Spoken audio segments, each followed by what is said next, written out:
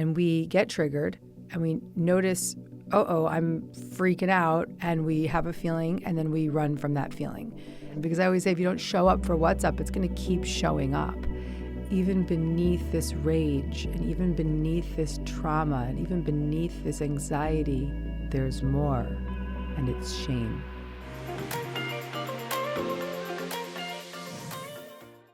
Gabby Bernstein, welcome to Women of Impact, homie. Girl, I'm so happy to be with you, and your pink shirt. You look so cute as always. I'm so happy to be here.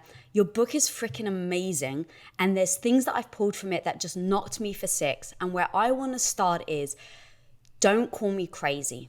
Mm-hmm. And the reason why I want to start there is the amount of us women who've been in situations where we have an emotional reaction, whether it's from being triggered or we feel some sort of shame or embarrassment. And as a result, we get called crazy for it. And that can actually be a massive hindrance to our growth and our evolution and then improving ourselves. So I really want to start there and talk about triggers and how we perceive them from the outside, and then how we actually work on them on the inside. Yeah. You're referencing one of the chapters in Happy Days, my new book. And yeah, that chapter is called Don't Call Me Crazy. And it's actually a really profound part of the book where I really introduce my experience with depression and anxiety and what activates that. But to start, I think I'm going to begin with what you just asked, which is really identifying our triggers. We all have these moments in time when we get super activated, but we don't know why often. And we get triggered and we notice, I'm freaking out, and we have a feeling, and then we run from that feeling. And the ways that we run from those feelings is workaholism or overeating or any form of addiction, rage, negative self-talk. We do a lot of things over the trigger response, the feeling of the trigger. And that actually becomes the trigger response, how we react over that feeling. And in the beginning of this book, I just dive right in with noticing your triggers, noticing how they're affecting your life, and giving yourself the opportunity to take an inventory of all of the patterns in your conscious or subconscious that are showing up over and over again. Because I always say, if you don't show up for what's up, it's going to keep showing up. And that's a huge message that's going to come through this instantly as you start this practice. So it's as simple as noticing what triggers you, noticing how it feels, and then noticing what you do in response to that feeling. Yeah, God, I love that girl so much. And it was very fascinating because I always like to be challenged and improve. And so when I think of triggers before, it was always, okay, why am I having this trigger? And that's where to start. But I actually love that you say in the book that isn't the where to start. And it really is just to observe. So actually, like you just laid out the beautiful steps. Can you take me a little deeper? So when you're observing, it's very hard in that moment to pull yourself out and have the non-biased view of what is going on. How do you start to take that observation without the judgment? Yeah. Well, all throughout the book, I reference a beautiful therapeutic practice that I've been trained in and called internal family systems, otherwise known as IFS. And I have a whole chapter on it, and then I have practices in the book that relate to it. And I really love the qualities. I want to really tap into what the qualities that we all have within ourselves. Because when we start to attune to and recognize and respect and honor these qualities, that's when we begin to change how we react to our patterns, our triggers, and all the negative behavior that we put out. And so in the book, the self energy is what I reference. And it's known in IFS as self. And in other spiritual programs or belief systems, it could be higher self or inner guidance system. And in this therapeutic practice, it's known as self with a capital S. And it's a quality that we all have. It is an energetic presence that we all have within us. That presence is curious, and it's compassionate, and it's courageous, and it's calm and creative. And when we start to develop a connection to that part of who we are, that truth of who we are, that's when we can start to relate to our triggers with more compassion and courage and curiosity and calmness. And so the first question would be really looking at the trigger and noticing, oh, there I am again in that workaholism or whatever it is. And just get curious. Ask it what it needs to reveal to you. Ask it if it needs a hug. Just start to get curious and let that voice of the trigger speak back to you. It might sound strange at first, but it's profound what will be revealed when you start to become curious about what those parts of yourself actually need. That's amazing. What if the voice coming back to you is mean and cruel? So the voices that we will internally hear are known as protector parts. And really what's happening is we have these parts of ourselves from childhood that are trauma with a big T, trauma with a small t. Big T trauma could be sexual violence or neglect or alcoholic parent. Small T trauma could be bullied or told you were stupid. And so we push down and exile those child parts of ourselves and build up all these protection mechanisms, you might call them coping mechanisms, to really anesthetize and numb out that suffering and never talk of it again. So the protectors are the workaholic, the addict, the controller, the people pleaser, all the ways that we deflect and push down that deeper impermissible feeling. And instead of noticing their back talk, like let's say a protector is being nasty to you, to answer your question, and speaking back to you and challenging you, the work here is just to continue to meet it with more compassion, with more curiosity, and to really witness that these are all valuable parts of who we are. All these different reactivities and everything that's there is valuable as long as it's not in its extreme role. So much of this book is about self-regulation and witnessing and really honoring everything internally, physically, in a somatic experience, as well as the inner dialogue protector parts that we have built up against the feelings of not being safe.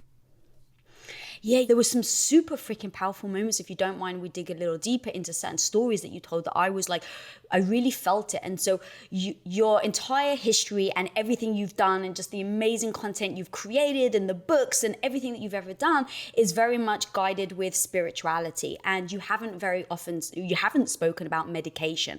And then you find yourself in a situation where now you have to go on medication. And that really hit me for multiple reasons, because I think we hold our identity to how other people see us. We hold our identity to what we've done in the past. And that actually, in this situation, it was a great almost example to show how our identity can actually hold us back from progressing. And so can you actually take us through that and how you came to that conclusion? Back to the chapter, don't call me crazy. All right. So I told you I love the chapter, girl. So I opened that chapter with a story of being in the back seat of my car with my 4-month-old son and my husband driving. And we're driving to my in-laws' house for Mother's Day. And I'm sitting in the back seat and I say to myself, I want to die. And I get to my in-laws' house and I'm sitting at the dinner table and my sister-in-law is sitting with me and I just start crying. And I just say, I can't go on like this. And my mother-in-law comes over and she puts her hand on my shoulder and she says, oh, honey, everybody has new mom anxiety. And I looked at her and I was like, this is more than just new mom anxiety. And I carried on like that for 4 months in this suicidal ideation, in extreme anxiety, extreme depression, and insomnia, literally not sleeping a night. And that was making me mad in my mind, and very angry, exactly. But I was just trying everything that I knew. I was trying all the holistic remedies and the ashwagandha and the melatonin and anything that seemed like it was acceptable in this wellness space that I was in. And never would I contemplate accepting a diagnosis, and let alone accepting any kind of medicated path. But then I hit a bottom, and it was ironic that the bottom I hit had to do with my work, right? Like finally something made me stop and ask deeper questions. But I had a talk in New York City, and I went to my apartment. I didn't sleep the night before, and I called the event producers the next day. And this is my first time in 20 years of being a speaker that I canceled a talk. And I said, I just can't make it. I didn't sleep last night. That was that was my bottom. For whatever reason, that was the moment where I was like, I can't move forward. I called my therapist, as I'd been doing every single morning, pretty much calling her and telling her about my lack of sleep the night before. And finally she said, get Zach on the phone. That's my husband. Get Zach on the phone. And she pretty much staged an intervention. She was like, you need psychiatric support right now. You're having a biochemical condition. And that was the moment when I turned it over to God, got my ass over to the psychiatrist. Within 10 minutes, she gave me a clear diagnosis. You have postpartum depression and anxiety. And she looked at me and she said, you've done a lot of personal growth work and a lot of trauma recovery and a lot of spiritual development. But now with the prescription I'm going to give you for this antidepressant, and it will help with your anxiety, I believe that you will be able to do far deeper work than you've ever been able to do before, because you'll have a new baseline of safety. And that's what really gave me full body permission to just take advantage of this resource that God was giving me that came in the form of a prescription drug. And a prescription drug that I otherwise would have been so placing such a stigma upon and shameful of, was ultimately what not only saved my life, but also gave me a greater sense of profound living than I'd ever known before, because it gave me that baseline of safety to go far deeper in my therapeutic work. Because I was no longer in extreme terror and hypervigilance, I could settle in my nervous system and explore deeper parts of myself that really needed to be healed. And that's how a self-help book author and spiritual teacher was guided by God. I believe that God is in all of it, in the psychiatrist, in the medication, and in the ashwagandha, and in the meditation. But it's all. When we're being guided and we're resisting that guidance, we block the miracles. And I'm just grateful that I hit enough of a bottom to really learn that there was another way out. And that way out was going to be through deep therapy, but also the support of a medication that would settle my system enough to do that deeper work. Hope you enjoyed this episode, brought to you by our sponsors, Aura. Secure your online presence from hackers, scammers, and noisy advertising companies. Go to aura.com/WOI. That's so beautiful. Thank you for sharing that. And do you think then part of that evolution was the perspective that you had on who you were and what you were doing? So instead of being, I won't take drugs, I am holistic, it's the reframing of, I'm the person that wants to improve myself. Definitely, 100%. I think that throughout my life, I've been in a really devotional pursuit of freedom, inner freedom. And it hasn't always been easy for me to get to the next up-leveling because I'm stubborn and I've been at times very fixed in my ways. But there's been many moments that have been a cracking open that have allowed me to step up to the next level of where I need to be spiritually and emotionally and in my internal state. Getting sober at 25 and putting down the drugs was one big leap into that next phase. Remembering trauma at 36 and really experiencing the full body memory of a dissociated trauma from my childhood put me into this up-leveling of, okay, we got to go bigger. And the only way I was able to up-level in these moments of crisis was because I was so devoted to feeling free, to being free in my energy system. And the same thing happened when I had the postpartum experience and went to that next level. Wow, that's so powerful, because I think that I was going to follow up the question, you already answered it. It's like, what is the difference between people that end up stuck in this vicious cycle, in this vicious loop that they can't get out, compared to someone like you who, you said you're stubborn, it is very difficult, but you're still able to level up. So you even called it like the crack point or something like that. It was like, I was going to say, how do you get to that point and push yourself? Because being on that cycle can feel very crippling. And then you feel like there's no way out. Yeah. Yeah. Well, you know, Amma, the hugging saint, has this beautiful quote. When an eggshell is cracked from the outside, it's broken. But when it's cracked from the inside, it's reborn. Ooh. So I believe that being willing to crack and brave enough to wonder what lives underneath the surface of that eggshell is what allows us to really go to the next level in our personal development and in our pursuit of freedom and happiness and peace. And so everyone has that available to them. Some people, particularly those suffering with biochemical conditions, it's much harder because they are literally in a neural loop that without some support they can't necessarily get out of. But they have hope too, because their ability to seek psychiatric support can be that step for them. And all of us get into these neural loops of repeated stories from our history that we get so hooked into, that build up a belief about the life that we have, build up all these different forms of protection to push down those numb feelings that we don't want to feel ever again. And we just get into that cycle. And that cycle is starting to break for many more people now more than ever, because we've all lived through this collective crisis. There's so much more emphasis on mental health. There's almost like a greater freedom in being in dialogue about how you're feeling than ever before. In my circles, in our circles, where we have all these sort of emo friends and we're like really into personal growth, you and I could call each other up and I'd be like, how are you? And I'd be like, I'm really fucked up right now, and just tell the truth. But that's not normal for most people. Most people just don't say how they feel. But with this global pandemic that we're living through, we're witnessing so many more people just acknowledging that they're suffering. And that's the door opener.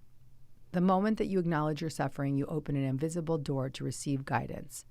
And hopefully whoever needs that guidance can open that door and be guided to a book like mine or any other book that's serving them, or a therapist or a friend or a podcast, whatever it might be.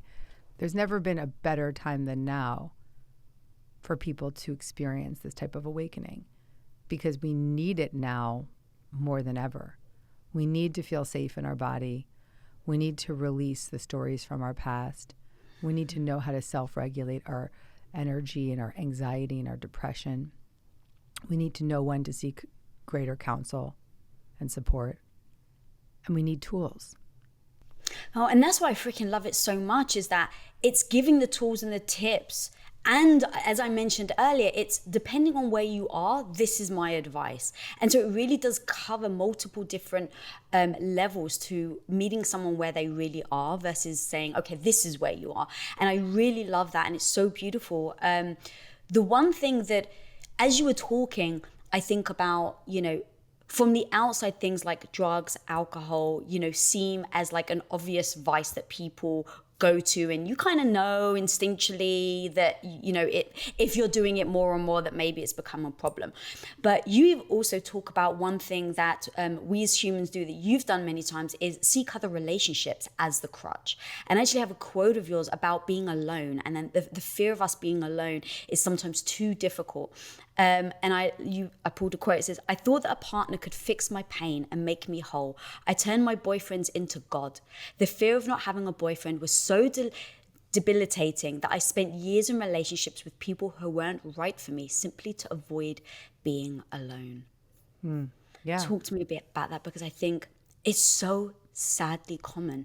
And I think that that's one of those things I don't think necessarily we as humans sometimes realize we're doing, like we do with drugs and alcohol. I don't think we realize that as much with the heart. Yeah. Codependency and anxious attachment style is often overlooked because it's not life-threatening. Not always. At times, I'm sure it can be, but it's not as obviously life-threatening as drug addiction and alcoholism. But it's absolutely unmanageable, and you become powerless over your drug of choice, which in this case is a relationship. So that is the definition of addiction, when it's unmanageable and you're powerless. This is the 12-step definition. And so we notice often when we get clean and sober off of drugs and alcohol, we pick up a lot of other addictions. And in my case, I picked up work addiction and codependency. And the codependency for me was something that was quite debilitating. And I understand now that my attachment style was an anxious attachment style, which means that growing up, I felt very anxious with my parents, and I didn't know what I was going to get each day. Am I going to get a connection? Am I going to get no connection? So that creates a real anxious attachment style. And that individual as an adult will typically fawn and cling and try to really establish connection at all costs. And you know who you are. You know, you're the one that's like 0 to 10 in the relationship. You know, you show up with your luggage at the first date and you're like, I'm moving in. And in that place, we really deny ourselves the ability to truly enjoy the connection of real relationships, because we're just looking for any form of security and safety. And so I go into that as well. I mean, I go into all of it in the book. As you know, it's so crazy. Anyone that's read this book is like, I can't believe you packed it all in. But I needed to, because I needed the reader to be able to see this is why you've been running. And help them recognize what they've been running from and how they've been running from it. Mm-hmm. And then give them the steps and the model for how to undo those patterns. Yes, you actually talk about running and how that we're trying to escape, and it actually just prolongs the cycle of staying in that. How do we identify that we're actually running? Because sometimes it feels like I'm playing it safe. Like this is the better thing to do, to move away from what is making me anxious or overwhelmed. So how do you define the difference between running or getting yourself space, and how do you process it so that you know that your actions are actually serving what you're trying to do? We are running from impermissible feelings and energetic disturbances from our childhood. And they often can be reactivated in moments of crisis and feeling out of control, or something goes wrong. So we can get, or big life changes. So we can reactivate those feelings of those traumas, and those impermissible feelings of those childhood wounds can be reactivated during COVID. They can be reactivated when you feel out of control. They can be reactivated when you feel like someone doesn't like you. They can be reactivated by looking at social media and comparing yourself to people. And when they get reactivated, instead of facing the deeper wound of the feeling of being unlovable or inadequate, whatever may have happened as a child, we just build up these protection mechanisms to avoid ever having to face those child parts. And so the protectors are the ways that we run. We run with the addictive behaviors. We run with the work. We run with the people pleasing. We run with even just a physical symptom could be another way we run, because often there's a psychosomatic effect of these impermissible feelings. If you don't feel the deep stuff, it could show up as a migraine. It could show up as gut issues. It could show up as insomnia. And you and I have talked about this a lot. And so, I'm very open in the book about all the gastrointestinal issues I had because of the impermissible feelings I was so afraid to reach into. And the miracle is that now on the other side of this, having undergone the deep healing that I needed to get to a place of safety in my own internal system, I have 0 gastrointestinal issues. And I sleep through the night with no CBD, no medication, no melatonin. I sleep 10 hours a night. I wish I slept 12 hours sometimes. And 10 is like 12 when you're 42. And it's, it's just profound what can happen when you do this kind of healing work. It's so insane about how the body holds that type of trauma and stress. And it's like you said, we've both been through it and we've spoken so endlessly about it. And you've just pinpointed it so much about how it is so true, and I never would have believed it unless I had gone through it. And that's why I think sharing your story is so powerful, because the amount of people that I've heard have had health issues, gut issues, and they're taking a pill because the doctor's like, oh, it is the body, versus it is stress and history that your body is holding. Yeah, and I think it's important to recognize the medical world in this conversation, because it's not that you're not having these physical symptoms or diagnosed experiences. It's that and yes, at times you need medical intervention 100%. I mean, I just was very open about that in my own experience. Mm-hmm. But so this is all true, but the bigger message is that you can't just take the pill and not address the psychosomatic condition, not address the underlying root cause of that psychosomatic condition. So in my opinion, and I'm really speaking on behalf of the work of Dr. John Sarno and many other spiritual teachers and doctors that believe in the practice of really addressing the core wounds of rage and shame and impermissible feelings that we just push down as a way of addressing the body as well. But I do believe it's very valuable to use both, right? In my life I've had to rely on PPIs, but the dieting and the medication was never it wasn't dieting, but like healthy diet and the medication was never going to be enough. I had to change my energy. I had to change I had to restore a sense of safety in my body. Oh yeah, that's so well. Oh my God, that's so well put. And I want clarity as well. When I said they gave me a pill, it was like, oh, here's an antibiotic and your gut will be fine. That's the kind of pills that they were trying to give me. Yeah. And it wasn't until I started to realize that my lifestyle and how I was living that then allowed me to make the change. And then, like you said, it really did have an effect on how often I was triggered, my moods, my emotions, my hormones. Like, it had this massive knock-on effect. I was thinking it was mostly the gut versus it was mostly the mind. And that was the most powerful shift I made in changing my health completely. Yeah, and I saw myself in you when we first met, because I saw, the physical suffering, and I heard you speak openly about it. And I was in the place of still suffering at the time too, physically. And I shared a lot of what I did from a medical standpoint, but what I shared most was I had to heal the stress and the anxiety and the root cause of it. Not just meditate for hours, but meditate for hours or meditate for minutes or whatever, and do the deep therapy to get to the root of it. 2021 has seen over 1 billion records get hacked from major social media sites, national grocery store chains, cryptocurrency exchanges, pharmacies, and phone internet providers.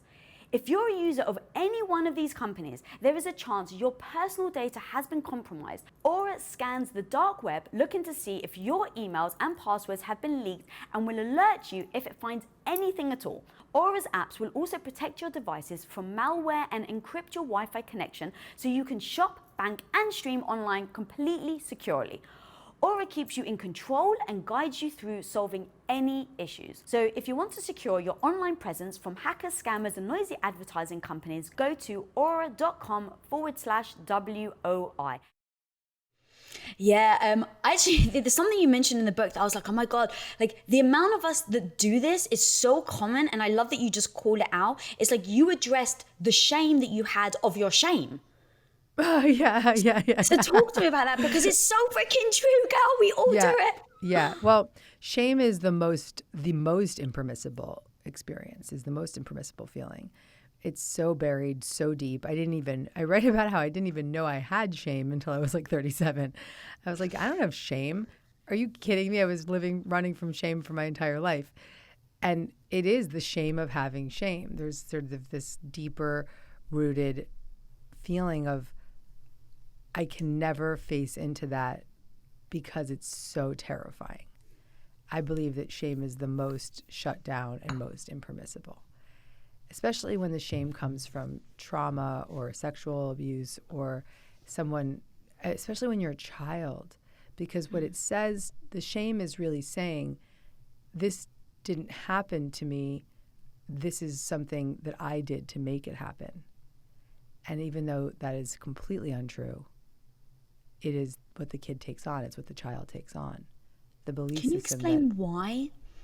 Well, when we experience traumatic events in our childhood, particularly if it's from a caregiver or a teacher or somebody that, or a parent, there's this belief system that not that is wrong, but that I am wrong.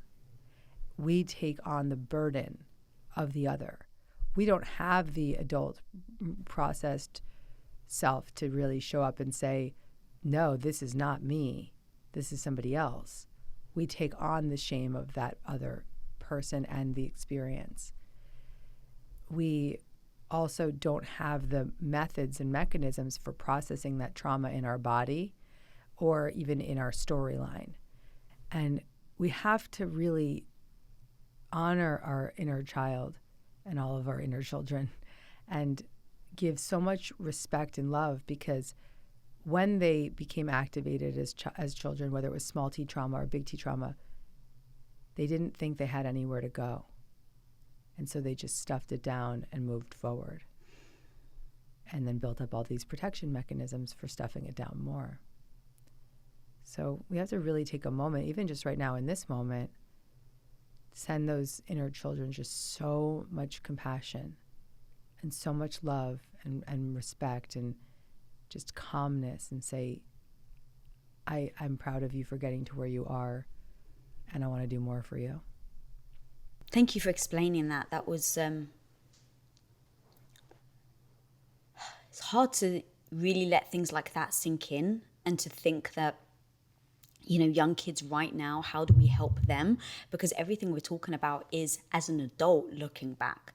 And so there's just that heartbreak in me that's like, how do we help the children now so they don't have to do the unwinding? That's kind of actually where you caught me. Well, like, I have a actually 3-year-old, so I can speak to that with a lot of truth. But in the book, I write about how there's a chapter called Reparenting Yourself.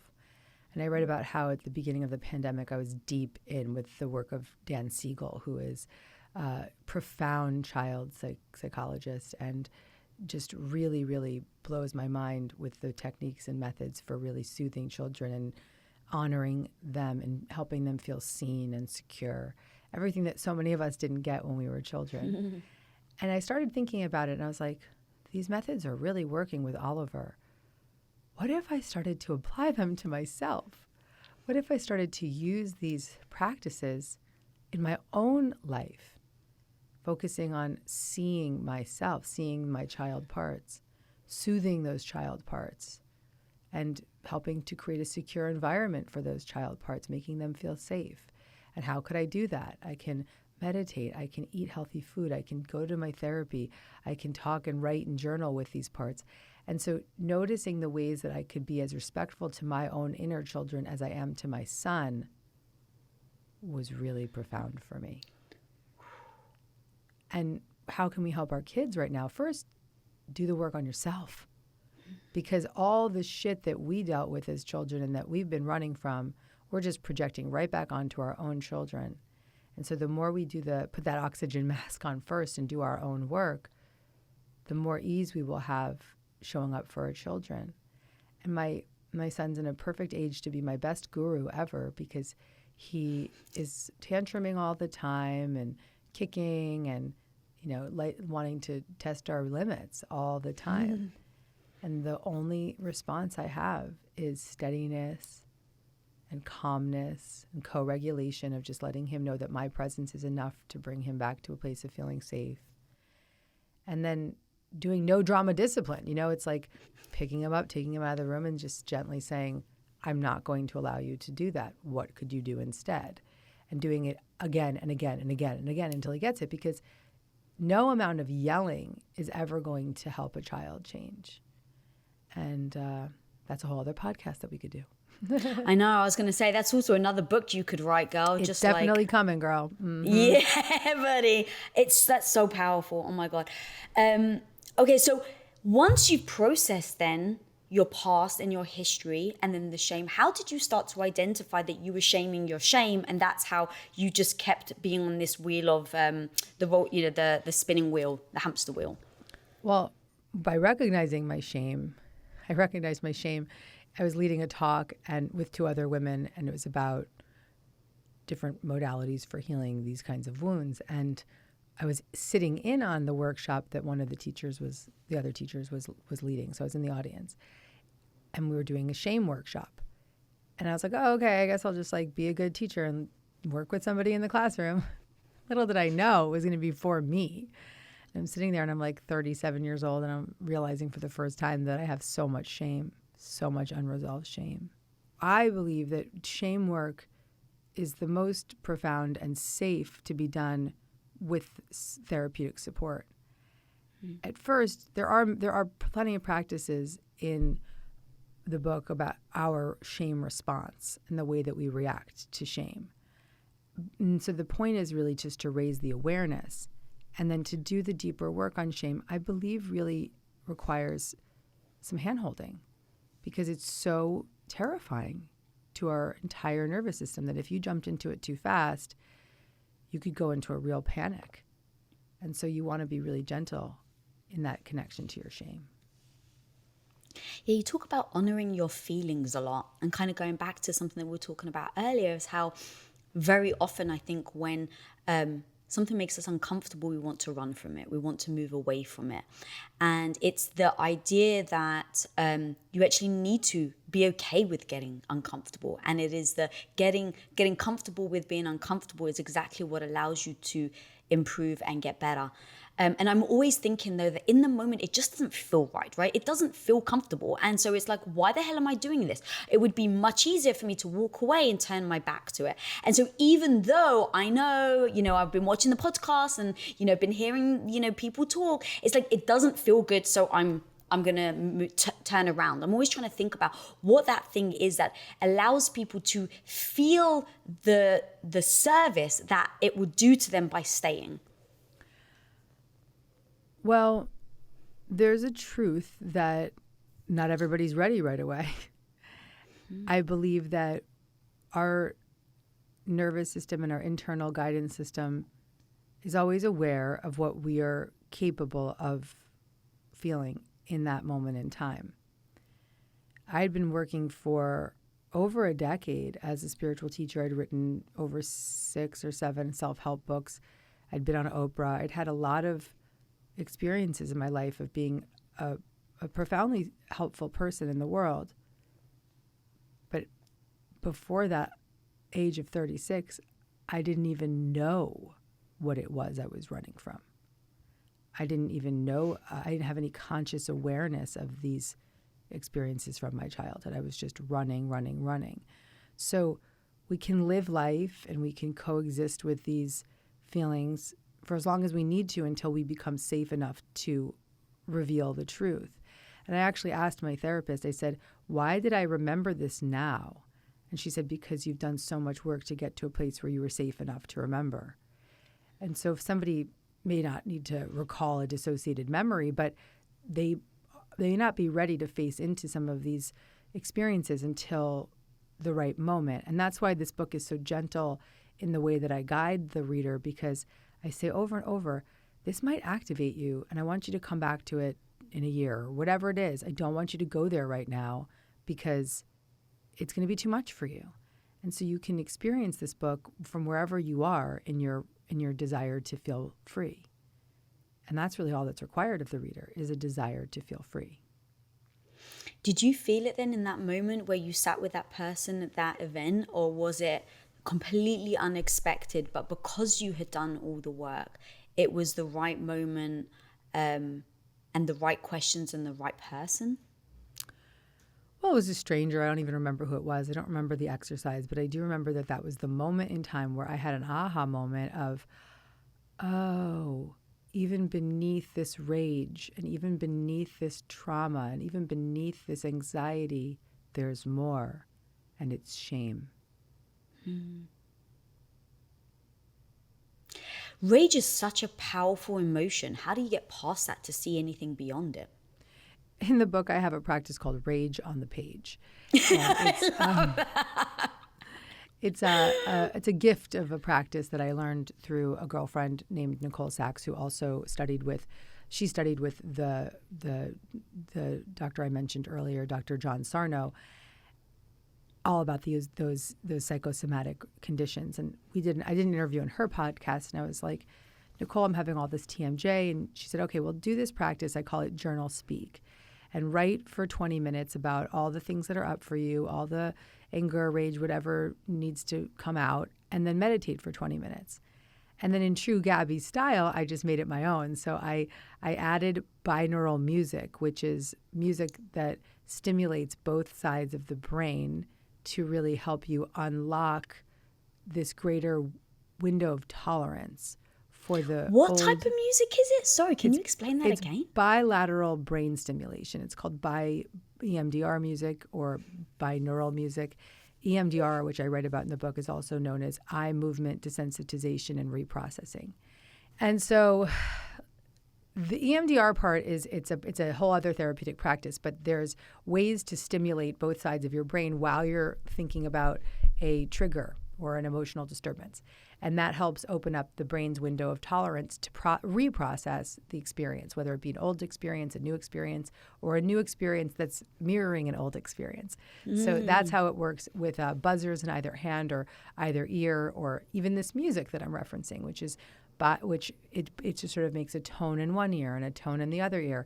And that back and forth stimulation really helps you reprocess the emotional disturbance. So what I did was I took this process of journaling for 20 minutes and meditating for 20 minutes, and I added the binaural music so that while I was journaling my rage onto the page, I was also reprocessing it with the bilateral brain stimulation. And then I would relax and hold my heart and rest easy in a 20-minute meditation, continuing to let that out and to let it reprocess. And this is a practice that I would highly recommend for people who don't necessarily feel safe enough yet to really face into the impermissible rage or even shame, but just want to just let some of it out, let off some steam. You'll see profound effects of this. And when I heard the Rage on the Page, I just love the name. It needs to be its own song and theme tune. But there's something really powerful about it. And I was wondering if I'm such a, I want tips, right? So it's like, okay, I've got Rage on the Page. Now, how do I approach it? Because part of me sometimes when I'm feeling embarrassed or the shame and I have this internal dialogue, I often will write rage about myself. Is there any guidance there? Because I've heard you say, when you're saying to yourself, oh my God, I'm so stupid, or, you're such an idiot, or things like that, is that I can see certain rages becoming that, but I don't actually know if that's helpful or not. It is, because if you just give voice to whatever the rage needs to say and you write for a full 20 minutes, love will enter in. And then even if it doesn't enter in that 20 minutes, then the next 20 minutes you meditate and love will enter in.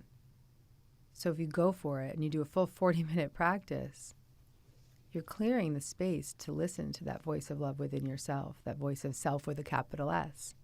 Compassion, kindness, curiosity, creativity, courage. It'll come through. Yeah, but it is important, and I say this in the book, that not everybody's ready for Rage on the Page, because that too can be overly activating. So maybe you just want to journal instead of journaling about your rage and self-hatred, maybe instead you would be journaling about why you're so mad at somebody else, or just being a little bit disturbed about something, just focusing on something a little less triggering. You have to really check in with yourself and see if this is enough. If it's too much for you, come back to it in a year. Yeah, because that's what I was going to say, is that, sometimes depending on what you do when you're at that height of emotion can either fuel it or it can dissipate it. And so I was wondering if the Rage on the Page becomes like a fueling of the anger. It's kind of like, when you go to your friend and you just you're really mad. And so you're just telling them how mad you are and they actually fuel it. Do you find that because you're writing it? That can happen. Well, here's the deal. The intention is to get it out. The intention is to get it out, and the intention is to really then give yourself this reprocessing meditation. But if you feel that it's too much, it can be reactivating. And I really encourage the reader all throughout the book to just keep checking in with their internal condition. Am I ready for this, or am I not ready for this? Does this feel too activating? Okay, I'm going to go back to that other method that she gave me, the heart hold, and I'm going to hold my heart in my stomach and just breathe. So there's so much in there that can help the reader wherever they are. And I have to trust the reader to really take my guidance and give themselves full permission to not do everything. Yeah. So having done the work and having just really beautifully, like you've said many times, has guided people through it, like you're my friend. I mean, you are my mate, but like, you're really holding my hand through it. And there's the moments that would be triggering, that would be maybe shameful, that would make me think something, you definitely put it in a position that makes me feel like it's okay. And that is so beautiful, because you've said it multiple times, it makes you feel safe. And reading the book really made me feel safe in everything that you're making me do, not making me do, but like guiding me through, and then feeling like there's this comfort at the end. But there's never ever an end, right? How do you process that and thinking about it? Because self-growth, evolution, I think that, I want to keep growing and evolve till the day that I die. And so I used to think once I'd done the work, I'm good, I'm over it now, and now I can move on. But I noticed that used to hold me back. And now I shift into, this isn't a one and done, it's a process. So even reading your book, I think of it as like a yearly ritual, if even, of like, I'm going to pick it back up again, and I need to do it all over again. Lisa, scream that on the rooftops, because that's exactly what my hope is for this reader. This is a book that's decades of personal growth in one book. So the goal is that you read it, and I would say read it without doing the exercises the first time around. If you feel called, take it in, then go back and read it again, and start to pick up the exercises and practices that feel like they're right for you in this moment. And then in 6 months or a year, do it again. Because it's meant to show you what you're intuitively guided to in this moment. If you tried to do all these practices at once, it might just feel very overwhelming. Yeah, and our habits evolve, our lifestyles evolve, and so even just thinking about, okay, I'm re-established new habits in putting this book as part of your yearly habit. Because I'm always, what am I doing every day to move myself towards the person I want to be? What am I doing every month? And then bigger scale, what am I doing every year? And it really is the rinse and the repeat. And one of my favorite movies of all time was The Karate Kid, because of like the wax on and the wax off. And it's like your book really becomes this whole like wax on, wax off thing that allows me to keep showing up every day. I love that. That's so gorgeous. Thank you. Where do you hope this ends up taking people from the starting point to the end point? Or is there even a hope? Oh, or yeah, is it everyone's... There's a lot of hope. My hope is that this book helps people feel like they're not alone, recognizing their struggles in mine, and really gives them the path and the sense of inner safety, knowing that there is a way out. Because facing my deeper wounds was most terrifying because I wasn't sure I was going to get out. And so by sharing my story of how I got out, how I came back to freedom and inner peace, and how I can live here today and still keep shining the crystal and still keep going further, that helps the readers see that there is hope, that there is light on the other side. How do you hold on to that in your darkest moments? How do I hold on to that in my darkest moments? I've had some moments where it's been hard to believe and hard to hold on to, but the way that I've been able to hold on to that hope is through my spiritual faith, to know that I've been guided every single step of the way, to know that spirit is in everything. And that unshakable faith is what got me here. Well, girl, I'm so thankful for your unshakable faith. Because of that, you wrote this book and are helping so many people. Where can people find you? Where can people find the book? And you've got like an event that's going on. You've got so many amazing things. Where can people follow you so that they know exactly what you're up to? My book can be found at deargabby.com or at any place you get your books. You can also find me on my own podcast, Dear Gabby, which is my show Mondays. It comes out every Monday. And I'm also at Gabby Bernstein on Instagram. And I just want to say to you, Lisa, as we close out, that I love you, I admire you, and I'm witnessing you right now in an energy of up-leveling, whether you realize it or not. That is, I'm almost can see people like a hologram these days, and I can just see such beautiful grace and presence coming out of your system, and you're just magnificent. I love you. Oh, thank you, homie. I love you too. And I'm so freaking honored to have you on and read your book and all the goodness you're putting out in the world. So guys, please go check out her book. Go check out her website. Everything this woman's doing, it comes purely from the heart. And it's so freaking impactful on my life, just as my friend, let alone her book. So honestly, guys, go check it out. If you're not following me, follow me at Lisa Bilyeu. And if you're not subscribed to the channel, please subscribe. And until next time, guys, be the hero of your own life. Peace out.